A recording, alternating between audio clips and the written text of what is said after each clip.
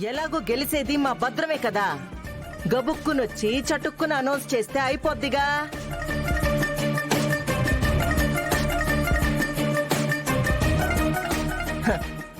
ఏందబ్బి వెంకీ, అట్ట డల్ అయిపోయినావ్? ఓడిపోతావని ముందే తెలుసుండదా ఏంది?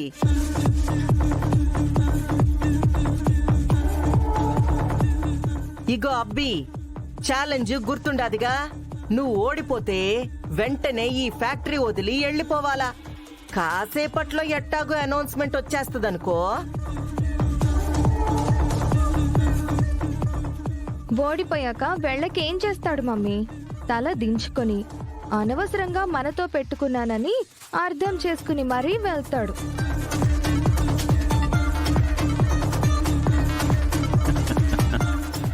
అది కాదమ్మీ, ఎంత ధైర్యం లేకపోతే గెలిచినాక నిన్ను నాకు దూరం చేసి తీసుకెళ్లిపోతానని పందెం కడతాడు.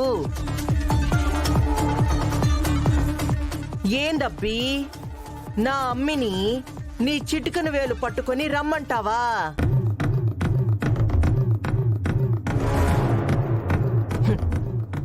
మా భద్రం గెలిచినాడని అనౌన్స్మెంట్ వచ్చాక నువ్వు ఊపుకుంటూ వెళ్తావో లేదో కాసేపట్లో తెలిసిపోద్దిలే.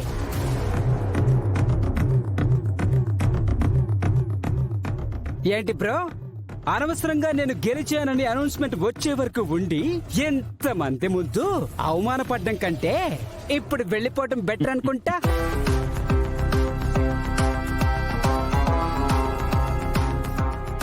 ఓ, ఇంత జరిగాక వర్కర్స్ అందరూ మా అఖిలాండేశ్వరి అత్త గుర్తుకే ఓటు వేశారని తెలిసాక కూడా గెలుస్తానని నమ్మకమా?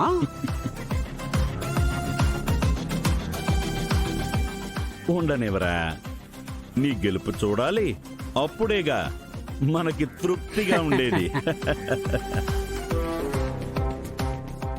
ఓట్ల లెక్కింపు మొదలైంది.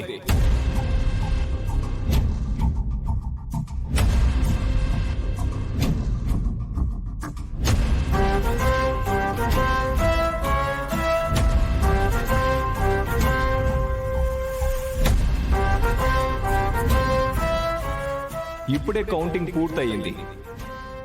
పూర్తిగా ఓట్ల లెక్కింపు పూర్తయింది.